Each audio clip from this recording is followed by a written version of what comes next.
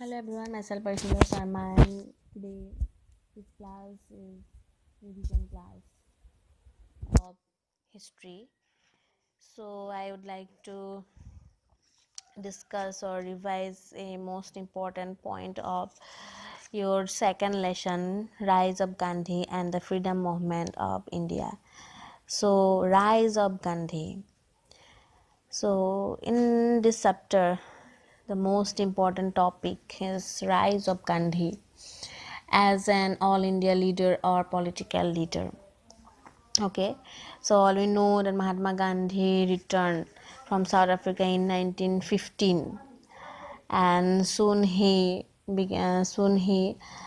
involved actively involved in solving some local disputes. Okay, so all we know that the advent of Mahatma Mohandas Karamchand Gandhi was a landmark in the history of Indian freedom movement.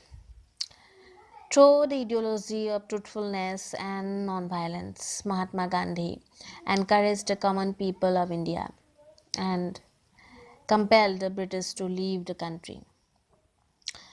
Gandhi first applied the technique of satyagraha against the racial discrimination in South Africa. After that, he applied the technique of satyagraha in India to solve three local disputes in Champaran, Kheda, and Ahmedabad during 1917 to 18. In 1919, Mahatma Gandhi started the Satyagraha or non-violence movement against the Rowlatt Act, and soon the movement gradually became a mass movement. After that, he extended support to Khilafat movement, and in 1920 he launched non-cooperation movement. So the non-cooperation movement was a major event in the Indian struggle for independence, and the movement started in 1920 and lasted through 1922. So why Mahatma Gandhi launched this non-cooperation movement? So there are some causes behind this. So discontent over the world, for especially the economic issue or the economic losses. After that, Rowlatt Act, then Jallianwala Bagh massacre of 1919, and the economic exploitation of India by the British. Then Indian Muslim had launched a Khilafat movement and to ensure the protection of the Ottoman Empire, and Mahatma Gandhi supported this Khilafat movement to pressurize the British government to resolve or to not resolve, to restore or to preserve the authority of the Ottoman Sultan as a Caliph of Islam. Okay, so here also Mahatma Gandhi followed the path of non-violence or ahimsa, and he suspended this movement because of the Sora incident. And because of Sora incident, meaning this was a violent incident, so he suspended the movement in 1922. Again in 1930, Mahatma Gandhi launched civil disobedience movement, and the main cause behind this was Simon Commission. And Simon Commission was a 7 members commission, but this commission did not have a single Indian member. So Mahatma Gandhi and Indian National Congress boycotted it. And after that, Mahatma Gandhi launched civil disobedience movement and asking for what? Purna Swaraj or complete independence. Okay, in 1930, 26 January, Purna Swaraj Day was celebrated through the country. So after that, we saw the role of Mahatma Gandhi in different aspects, or the opinion of Mahatma Gandhi in different aspects of Indian polity, like Gandhi Arvind Pact and the second roundtable conference of 1931. And when he again disappointed and he restarting civil disobedience movement in 1932, again in see the role of Mahatma Gandhi in 1932 in getting the Pune Pact against the communal award, okay, and he now launched a untouchability struggle against social discrimination or racial discrimination. And he also found a Harizan Sevak Sangh, and again Mahatma Gandhi started in 1940 individual satyagraha against Second World War, because in the Second World War British declared that India supported, or Indian National Congress supported the British government in their war efforts without consulting the Congress. So the Congress ministry resigned, and then Mahatma Gandhi started the individual satyagraha. And here the Acharya Binoba Bhava was the first satyagrahi who was arrested, okay. So after that in 1942 British government again sent Cripps mission, and again this Cripps mission disappointed the Indian National Congress. So in 1942 Mahatma Gandhi launched non-cooperation movement, the Quit India movement. In 1942 August, Mahatma Gandhi launched the Quit India movement, and here Mahatma Gandhi gave a slogan, "Do or die," okay, "Karo ya maro," and they declared openly that the Indian National Congress demand immediate end of the British rule, or immediate end of the British ruler. They demand complete independence, okay. But this movement was not long lived, it was short lived, but it had far reaching effects, because all the section of the society like students, women, peasants, workers, so they played an important role in this movement, and they joined, or they made this movement a historic movement, and they demand the British government the complete independence of India. So like this Mahatma Gandhi became an all India leader, or all India political leader. So another important point or topic of this chapter is the communal award of 1932. So why the British government, or the British Prime Minister Ramsay MacDonald, announced the communal award in August 1932? So it is a very important question. So why? So we all know the meaning of the communal is what? It's a conflict. So first, so there are two separate meaning of this word. Shared, first, the shared by all members of a community, and the other meaning, conflict. It's a conflict between different communities, especially those having different religions and ethnic origins. So here British government wants to divide the Indian people through or by religion, okay.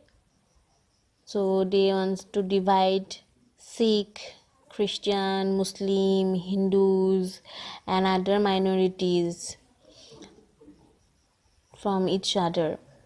So they took the policy of divide and rule, okay, because they saw saw till 1930 that, see, not actually 1930, the at the call of Mahatma Gandhi, all the people of India, all the common people of India, irrespective of caste, creed, and religion, they stood against the British government.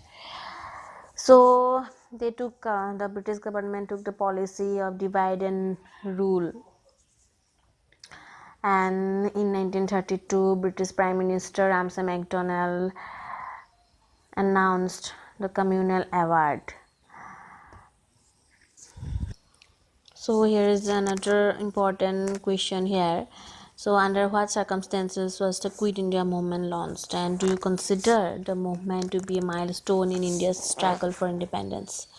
So give reasons in support of your answer. So here, yes, we can consider the movement or the Quit India movement to be a milestone in India's struggle for independence. Why? Because in Quit India movement,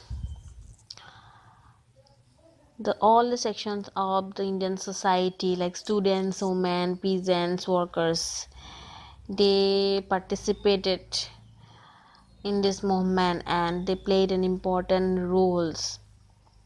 And this movement actually demonstrated what the nationalist feeling and the patriotic feeling or the capability of the Indian masses for the struggle and sacrifice for their country against the British government. So after this movement, the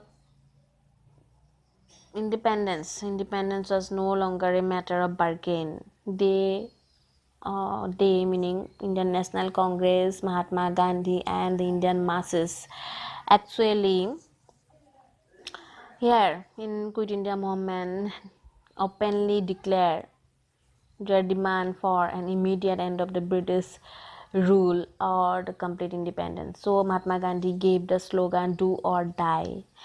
And now let's see the causes. What are the causes behind the Quit India movement? So first cause, the failure of Cripps mission,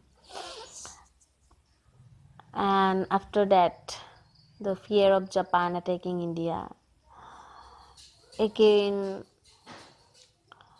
the British gradually abandoned their territories in Southeast Asia, and here was in doubt the British ability to defend India against the Axis aggression. So these are the causes behind the Quit India movement, which are already I discussed in the previous class. So towards independence. So in 1945, the Second World War was concluded in the favor of the English. So, with a view to giving some more powers to Indians, Lord Wavell extended his plan, which was known as Wavell Plan, in 1945. And this conference was held at Simla, and this conference is also known as Simla Conference on 25 June 1945. But this conference was failed because the Muslim League and the Congress could not settle their differences. Okay, and after that, 1945, the Conservative Party of Churchill was replaced by the Labour Party in England, and Clement Attlee took over as the new Prime Minister of England, and Lord Patrick Lawrence as the new Secretary of the State for India. And in 1946, Mr. Clement Attlee, who was sympathetic to the Indians, and sent a cabinet mission to India. And this mission comprised of three members of Attlee's cabinet: Sir Stafford Cripps, Sir Lord Patrick Lawrence, and Mr. A.B. Alexander. And its main aim was to end or the sole political deadlock and make India a free country. But again, as the both party could not come to an agreement on the issue of the unity and partition, the mission gave its own proposal. Okay, so these are some important topics in your second chapter. So if you're listening the audio, then make sure your book is with you and see the main points from your books. After that, you have to remember the declaration of 3rd June 1947. Okay, 1947, when the Lord Mountbatten declared the only solution to the political deadlock is the partition of country, and how he extended, or how he gave his viewpoints or the main feature of his declarations. Again, after independence in 1947, the Indian Independence Act, this is most important, and the main point is 4 points are mainly important. And after that, in 15 August 1947, birth of independent India after the birth of independent India, and of course independent Pakistan. Okay, so Radcliffe demarcated the boundary line between India and Pakistan, and this boundary or demarcation line was known as Radcliffe line. And also the demarcation line between the Bangladesh and former East Pakistan and India, Bangladesh and India, was known as Radcliffe line. Okay, so these are some important points. So if you have any confusion, then you can call me and ask questions in in the group. Then I'll set some online meetings with you. Okay, so in the next week, maybe your exam will held, so your syllabus will give by the school authority. Okay, and the question paper also. So complete your exercise, which are already I discussed earlier, and take a look on the summary. Okay, and after that, the long answers like about the satyagraha, about non-cooperation movement and civil disobedience movement, quit India movement, and Indian National Army. So you have to properly read your book. Okay, and make sure that your dictionary is also with you, because of some words. Okay, because of some important words you have to know about this.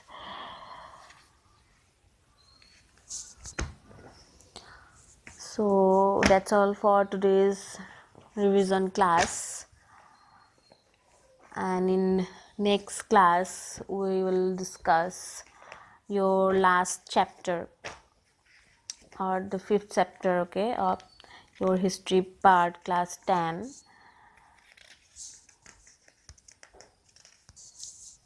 cultural heritage of India and Northeast region. So goodbye.